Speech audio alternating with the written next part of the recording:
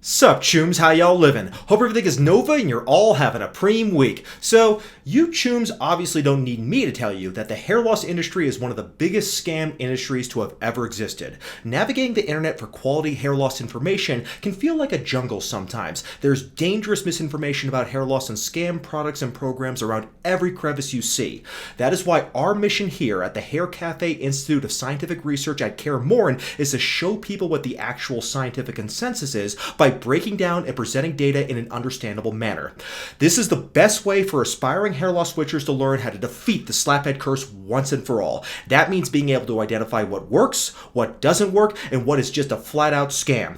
Anyone who has dipped their toes into researching hair loss witchery will inevitably encounter many scams while they're on the path, but the most common scam by far in the hair loss industry is what is known as the scalp tension theory. Much like Satan, the scalp tension theory has many names, but on this channel it is officially known as the Bludflow theory, so henceforth that is what I will call it. So, the Bludflow theory, it is the foundation of virtually every scam product or program that has ever existed about hair loss. No joke. You look up virtually any fraudulent product or program that claims to stop hair loss, almost all of them will claim that they work by improving blood flow to the scalp. So, if the Bludflow theory could be classified as a monster from The Witcher, it would be a drowner or a necker, since you can't walk 3 feet without stumbling over one, and it feels like every time you kill 2 of them, 4 more pop up to take its place. It is not only a false theory, but it is also an incredibly obnoxious one, and one that I have debunked many times on this channel. In fact, and I don't mean to toot my own horn here, but my video where I responded to What I've Learned's video titled What I've Learned and Rob England Debunked is probably the most thorough scientific dismantling of the whole scalp tension, scalp massage, blood flow, Gallia aponeurotic nonsense that has ever been done by anyone in human history, or at least in the hair loss industry. I wish that video got 10 million views, frankly, because it contains the most irrefutable evidence ever presented that debunks every talking point ever made about scalp tension. In case you haven't seen it yet, I will link that video below along with some other videos that debunk the Bludflow theory that I've done in the past. So I was hoping that video would silence the debate about this subject once and for all, but looking back, I can understand why it didn't, because the video is pretty long-winded, and admittedly sometimes it takes me a while to get to the point. So I thought for this video, I would do things a bit differently and just list all the reasons why the Bludflow / scalp tension theory is wrong, and I'm going to do so by using evidence-based scientific data to demonstrate why it is wrong even at the theoretical level. Every point I make will be timestamped below for ease of access, or if you want to skip ahead to a point you're more interested in hearing. And of course, as usual, I'll provide a list of references in the description section below if you want to do the research yourself. But before we dismantle it completely, let's quickly go over what the Bludflow / scalp tension theory is supposed to be. The idea is that the fundamental cause of male pattern baldness is scalp tension, and that is because when the muscles surrounding the scalp as well as the connective tissue over the skull called the Gallia aponeurotica are tense, it causes the arterial branches of the scalp to get compressed, which starves the hair follicles of the blood supply needed to keep them alive. The original Bludflow theory just claimed that the lack of blood caused hair loss, but once the actual science behind hair loss showed us the importance of DHT and genetics, the theory has had to be modified multiple times so that con artists could continue to market their grift to consumers. In order to account for the actual science and to give the Bludflow theory the veneer of legitimacy, in recent years, the Bludflow theory proponents have claimed that this scalp tension concept is directly related to DHT's proven role in causing hair follicle miniaturization. They claim that because low blood flow causes a low oxygen environment in the scalp, the lack of oxygen creates an environment where testosterone is more likely to be converted into DHT, which then goes on to destroy the hair follicles. Some of the Bludflow proponents even try to account for the genetic inheritance of hair loss by saying that scalp tension is due to the skull shape, and it's the skull shape that is inherited, and that this therefore causes scalp tension that leads to hair loss. So, the Bludflow theory, it's kind of like the Doppler from The Witcher that is constantly changing forms. It is difficult to vanquish because when you debunk it in one form, it reappears in a different form, since the Bludflow conspiracy theorists, they like to constantly change the goalpost. And speaking of goalposts, I actually did a video about the skull expansion theory that I'll link below in case you haven't seen it yet. But I am definitely not going to let them get away with their bullshit in this video. I have had years of experience debunking this stupid, obsolete theory, and I can assure you that it is no match against my silver sword coated in snake oil venom. That's right, chooms. It is time for us to kill the Bludflow theory once and for all and burn it with the Igni sign so it has no chance of scamming any hair loss sufferers ever again. So let's go over this point by point. Number 1, the pattern of scalp tension is wrong. If you've ever fallen into the scalp tension rabbit hole, then you've probably seen this image. It is a figure taken from this paper here published in 2015. Looking at it, you might think at first that if that figure is showing the pattern of scalp tension in the human scalp, it matches pretty well with the common pattern of male pattern baldness, and that can't be a coincidence, right? So the way this image is passed around the hair loss forums, you would think it is an actual measurement of scalp tension in a real living human being, but you would be wrong. What this actually is just a computer simulation of a scalp. Thus, it is just a prediction of tension on the scalp using a computer model. It is not an actual measurement, and is not even a good computer model. Worse than that, it is highly oversimplified as a model. It is just a two-dimensional model which wouldn't correlate well with a scalp, since a scalp is of a three-dimensional proportion. Comparing this picture to a human scalp is like comparing a square to a cube, or a cube to a tesseract. It is only superficially similar.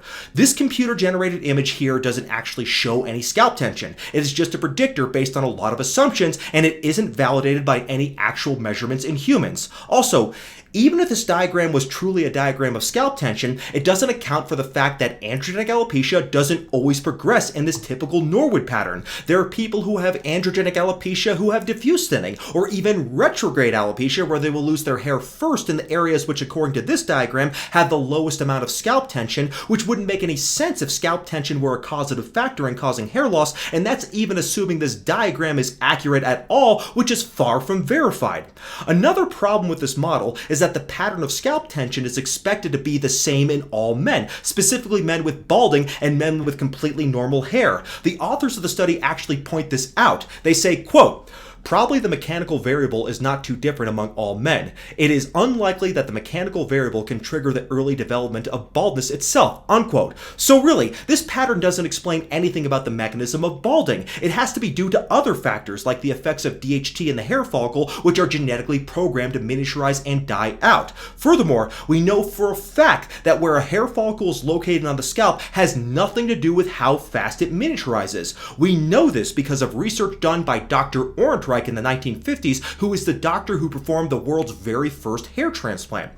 Back when he did his research, the scalp tension theory was taken more seriously, since it wasn't until the 1970s when we discovered the importance of DHT's role in causing hair loss. So, to test this theory, Dr. Orentreich first extracted hairs from the occipital region, which is now known as the donor region of the scalp, to the front balding region of the scalp, and those hair follicles survived. But what's even more interesting is that he also did the opposite of that. He extracted balding hairs from the temporal regions of his subjects and transplanted them to the areas of low scalp tension in the back and occipital regions of the scalp, and the hair follicles continued to miniaturize at the same rate as if they had never been moved at all. Thus, Dr. Orentreich concluded that there was donor dominance in androgenic alopecia, which was called alopecia prematura back then.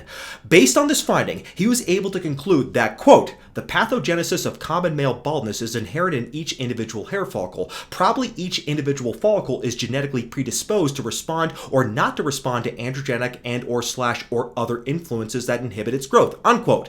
He even specifically addresses the scalp tension theory by saying, quote, "This study would seem to refute theories of the pathogenesis of ordinary human baldness based solely on the chronic activity of the scalp muscles via branches of the facial nerves that lead to shearing stresses in the dermis of the scalp and consequent ischemia," unquote. When he is talking about ischemia, he is talking about low oxygen levels in the scalp from low blood flow. The research was further verified by Dr. Nordström in the 1970s, who extracted balding hairs from a patient's scalp and then transplanted them to the patient's arm, and once again, there was no change in the rate of hair follicle miniaturization. It continued to miniaturize as if it were still on the scalp. Dr. Nordström concluded, quote, "The male pattern baldness process of the hair follicle is not reversed by a change in its location on the human body," unquote. That is because what causes these hair follicles to miniaturize in these specific locations has nothing at all to do with scalp tension. It has everything to do with genetic determinism instead. During the embryonic stage of development, humans who inherit the androgenic alopecia gene will have hair follicles that have a greater density of androgen receptors, as well as more 5AR activity and thus more DHT.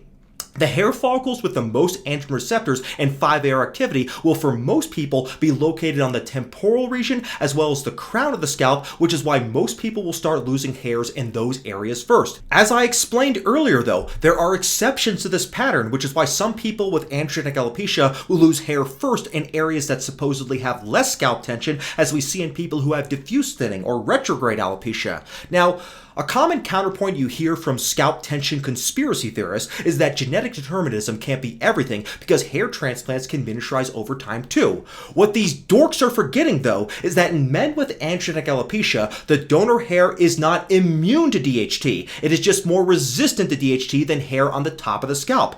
If you look at people who have extremely aggressive androgenic alopecia, like people who are Norwood 7s, they'll have just a very small ring of diffuse hair around their scalp. So, hair transplant recipients who have extremely severe hair loss will have hair extracted from outside their donor area because the donor area is just too small to meet the demands of a hair transplant that requires several thousands of grafts. Even that tiny bit of donor hair can still thin, as you see in people like Prince William, who has diffuse hair loss even in the tiny bit of hair he still has around his scalp.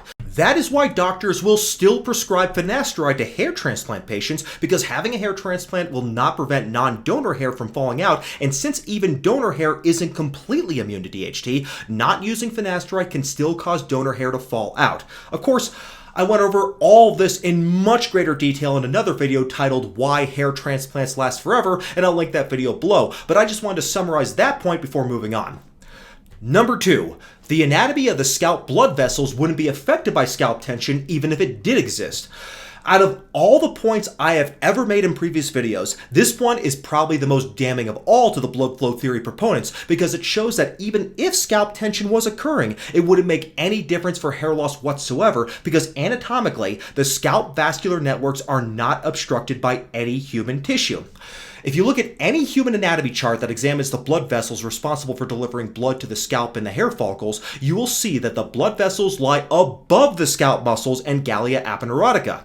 In this figure here, you see all blood vessels that supply blood to our scalp run over, not under the muscles of the head. And in this figure here, you see that the major blood vessels run just under the skin in a layer of fat that lies over and not under the gallia aponeurotica. Similarly, for fans of the theory that dental malocclusion pinches the superficial temporal artery between the jawbone and the skull, a CAT scan of the superficial temporal artery shows that it does not run in the mandibular joint, it instead runs above the joint, as you can see here. And I made a video about dental malocclusion recently, which I'll link below. So, factors like tight scalp muscles or a tight gallia aponeurotica or even dental malocclusion wouldn't matter at all because the blood vessels lie on top of these tissues, so they can't be obstructed by them. Furthermore, even if the blood vessels could be obstructed, it still wouldn't matter, which leads me to my next point, which is number 3. The scalp vascular network of the human scalp is redundant, so obstructing the arteries doesn't matter. Have any of you guys noticed how some people, or maybe even yourself, have a bulging artery that you can see under the skin of your temples? That's called the superficial temporal artery, and it is one of the only arteries that can actually be seen under the skin, hence its name. Well, this is one of the arteries that provides blood to the scalp, but some people don't like the way this artery looks under the skin, and because of that, there is a fairly popular cosmetic surgical procedure where patients who don't like the way the artery looks can have it ligated, which means it is surgically tied off completely. Now, you may think that this surgical procedure could cause hair loss since the superficial temporal artery supplies blood to the scalp, but it turns out this is not the case, and the surgeons who perform this ligation surgery even make note of this, as you can see here. This is because the scalp blood supply is redundant. There are actually 12 arteries supplying blood to the entire scalp, 6 on each side. So if the blood supply gets cut off from one artery, it will just increase the blood flow in the other arteries. So the overall blood supply in the scalp is still exactly the same. To give you a picture of this, just imagine that your scalp is a tank of water and the 6 blood vessels are pipes that are pumping water into the tank. So if you were to plug up one pipe, then the water pressure would increase in the other pipes and the overall water supply will be the same, and that is because the pipes, just like our scalp's blood vessels, are all interconnected. The blood supply of the scalp is very redundant and it is very extensive, which is why scalp wounds bleed so much when they're injured. This is what makes the whole scalp tension slash Bludflow theory so horrendously flawed. It's the fact that even if our scalps were tense, it wouldn't matter to the blood supply to the scalp at all. The only way you could actually be able to reduce blood flow to the scalp would be to tie off all 6 of the arterial branches on each side of the scalp, and if that happened, then hair loss would be the least of your worries because your scalp skin would also slough off and die, and you'd be looking at your bare Gallia aponeurotica, which wouldn't be a pretty sight.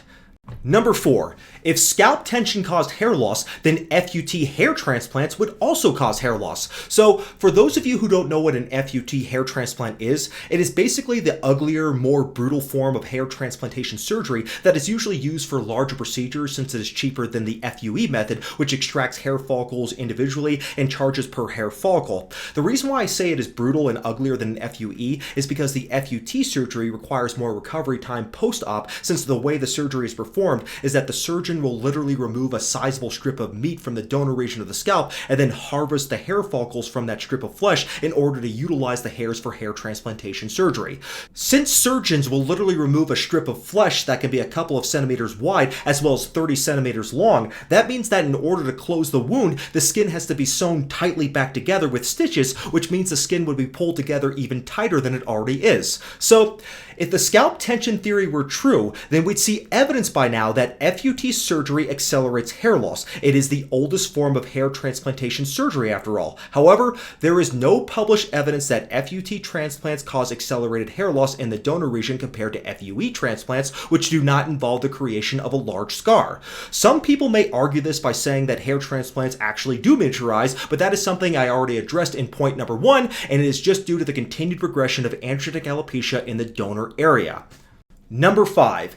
Any decrease in the blood flow in the scalp of bald men is a consequence, not a cause of hair loss. So, at this point you may be asking, but Kevin, isn't there evidence that there actually is reduced blood flow in the scalp of bald men? Well, back in 1996, Dr. Goldman published this article here. In the article, he took 9 bald men and 9 men with normal hair, and he found that there was lower blood flow and lower oxygen levels in the bald regions of the scalp versus the hair-growing regions of the scalps in bald men.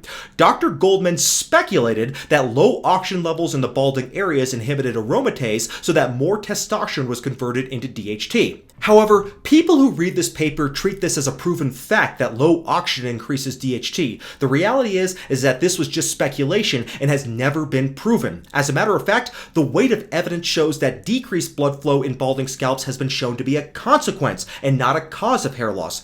Each hair follicle is basically a miniature organ with its own blood supply, as you can see in this figure right here. So, if you lose hair follicles from androgenetic alopecia, you will also lose the blood capillaries that supply blood to the follicles, and blood flow will go down. But that still begs the question, which comes first, the decreased blood flow or the hair loss? Well, fortunately, we have this very recent article that directly addresses this question right here. In the study, the investigators showed that one of the results of androgenetic alopecia is a loss of the capillary blood vessels that supply blood to the hair follicles. And can you guess what causes these blood vessels to regress, chooms? That's right, it's the trash hormone DHT. The study goes into the various signaling pathways involved, but the bottom line is that this destruction of the hair follicles' blood vessels is a downstream effect of DHT. A major implication of this research is that it is very important to start finasteride or dutasteride early because the loss of blood vessels happens early on, and when it happens, miniaturization may be inevitable. This is why I always say that the earlier you start treatment, the better your results will be, and I talk about that in my Why Finasteride Stops Hair Loss Forever video, which I'll link below. But anyways, the investigators, they conclude, quote, in summary, this study reveals that androgen receptor-mediated paracrine signaling, mainly TGF-beta signaling from dermal papilla cells, induces the regression of blood vessels in dermal papilla at the early stage of hair follicle miniaturization and the pathogenesis of androgenetic alopecia, and sustains the notion that early anti-androgen therapy is better than late in androgenic alopecia treatment, unquote. So this means that the decreased oxygen levels found in the Goldman study are actually due to the destruction of microscopic blood vessels by DHT, and it has nothing to do with scalp tension at all. And if you think that the study implies that we should try to increase blood flow in order to counteract this problem, it won't work because we are dealing with the actual destruction of the capillaries. No amount of increased blood flow will overcome that problem. The only way to prevent this destruction is to treat the underlying cause, DHT, and the only way to treat that is with 5-AR blockers like finasteride or dutasteride. In fact, if anything, hypoxia, meaning low oxygen levels, is actually a stimulant for hair growth. Low oxygen triggers signaling pathways that induce the anagen growth phase of the hair cycle. In fact, there's even a hair growth stimulant on the market today called Minoxidil that works by this very mechanism. So even if scalp tension actually caused low blood flow and low oxygen levels in the scalp, which we've already shown that it doesn't, then that would actually promote hair growth rather than inhibit it. Number 6. Botox. Botox, it is the ultimate trump card of the Bludflow theory proponents. There are several studies showing that injections of Botox into the muscles surrounding the scalp can cause hair growth in subjects who have androgenic alopecia. The most recent and largest study so far is this one here.